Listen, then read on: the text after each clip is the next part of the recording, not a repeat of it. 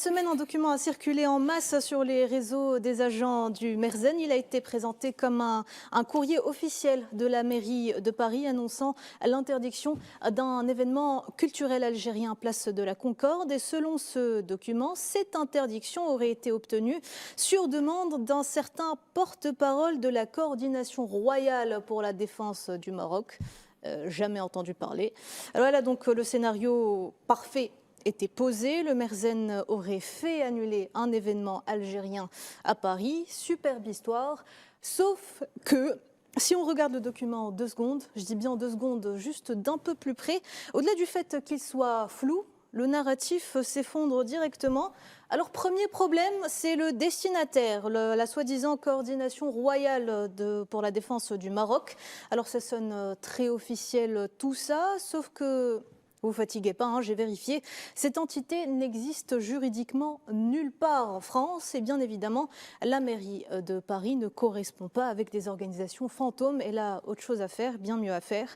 Deuxième problème, les motifs. Alors le document invoque l'ordre public et les droits de propriété intellectuelle pour interdire cet événement culturel. Des droits de propriété intellectuelle. Sans blague, franchement, pour un rassemblement Place Concorde, on est dans le n'importe quoi juridique le plus total. Et puis, troisième problème, et qui n'est pas des moindres, madame, monsieur, c'est le signataire. Le document est signé maire de Paris.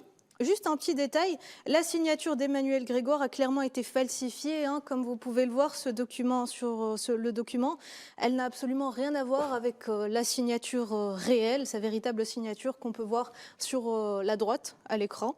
Bref, vous l'aurez compris, c'est donc un faux, fabriqué de toutes pièces et en plus très mal fabriqué. On a l'impression que c'est écrit 8 tagines. Oui, très bonne réflexion, Baptiste.